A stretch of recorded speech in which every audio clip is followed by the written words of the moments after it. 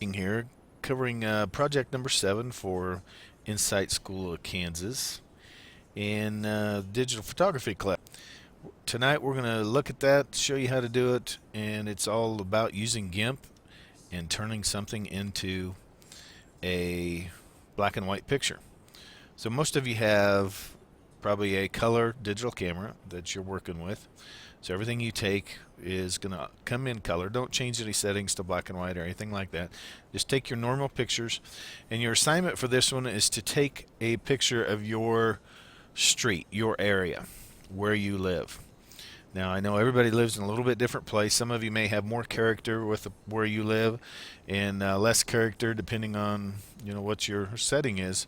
I live out in the country, so there's not a whole lot going on where you're going to see the pictures I took for this assignment. But I tried to capture kind of the essence of what and where I live, what it's like out here. I mean, there's hardly ever a car. So in my pictures, there's no car. If you're in a busy area where there's people, a lot of people around, then you may want to show a lot of people. But it's all about your environment, your street. So be creative with your shots.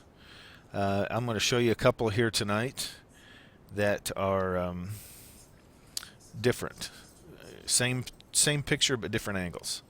So I've got these already taken and I've downloaded them to the desktop. Got them in a folder called Assignment 7. I've got low mailbox.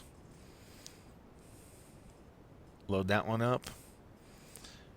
This is where I live, pretty much like that. I'm going to go ahead and open all of them real quick.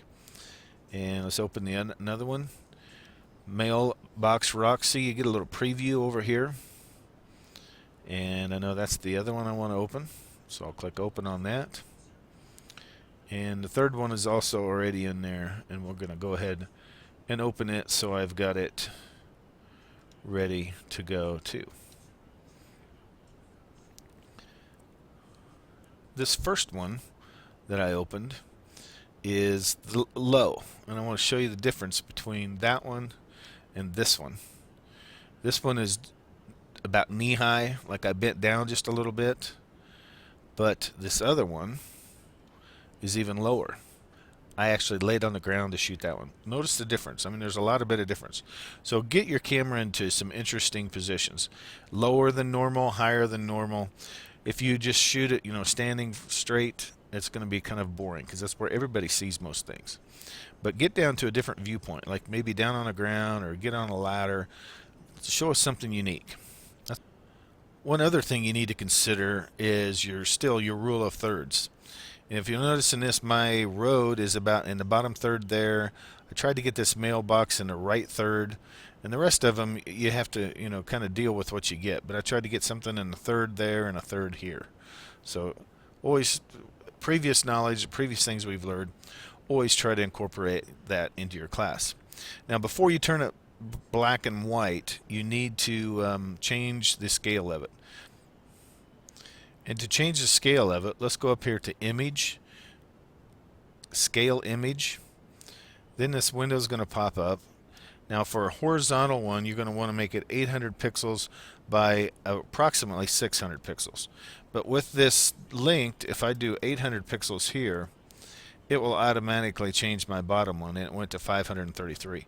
That's as long as that's linked there. If you break that chain, it's not going to keep that in correct proportions. Then go ahead and click Scale, and it's going to make it a lot smaller. Now, if you want that bigger so you can see it better, it's fairly small right now. I could go back and zoom back in and make it a little bit bigger so it fills my screen. So now we've got it changed in size. One thing you want to make sure too is on your image size is that maybe it's not too big as far as pixels also. So when you're looking at that, make sure this isn't like 300 resolution. I would suggest anything below 172 is probably the best. So you can change that as well. Change it to 72 would make it a lot easier to upload it when you're turning them in. So now that you got it scaled, the next thing you need to do is sharpen. And go to your layers and sharpen it. And to do that, go up to Filters, Enhance, and then click on the Sharpen.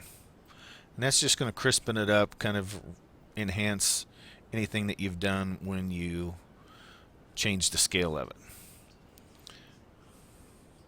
You'll get a window that pops up something like that too. And if you want, you can drag this around and look for a particular part of it. Maybe I'm going to look to see that my address is nice and sharp, and it gives you a little preview screen.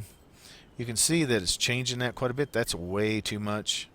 I don't want to do, take it that far to create some effect like that, but maybe right in there, 50, 48, 50, somewhere in there. That's good. So I'll click OK, and it'll take it a few seconds, but it'll sharpen it up. Now that we've got it sharpened, the next thing you need to do is do your contrast, or turn it to black and white. So to turn it to black and white, the directions are to change it to grayscale. So go to your image, then mode, and then click on grayscale. Makes it black and white. Pretty simple, huh? That's the simplest way to get to black and white. There's other ways, but that again is the simplest. Now, with it being in black and white, you want to adjust your values so that you have some detail in the whites, and you have some black blacks and some white whites. So that's what's nice about this. This becomes your dark room, and you can do that by going up to your colors, brightness, contrast, and then this window will come up, and you can adjust brightness and contrast back and forth. So try to put that somewhere where you can watch it. Make sure your preview is clicked. And you may want to take up the brightness to get some more whites, or you may want to take up your contrast to get some more blacks. I'm starting to like this. I'm really watching this area, trying to get some blacks into that. So brightness even more, maybe contrast even more. It's going to be all into your liking. I'm liking all this detail that's popping out over here. So just experiment with it. I definitely need the brightness up. See what happens if I don't. It gets way too dark. But if I can boost that brightness, more contrast, I want them black blacks and some white whites. Now I'm losing a lot of stuff in my sky. I still like those black areas over here. So I may have to drop it a little bit. Just going to have to adjust it till it gets to my liking. I was wanting some more blacker blacks. I think something like that. That's what I'm going to stick with. So I went 60 and 48 on that one. So once I decide I've got it to where I want it, I'm going to hit OK. And that one's ready to be saved. So you can save that one into a folder. Do the same for the other 3 pictures. Save each one of them to a folder. Turn in that one folder to me, zip it, and turn it in as project number 7. So that's how simple project number 7 is. If you have any questions, don't be hesitant to either call or email. I'd be glad to help you out.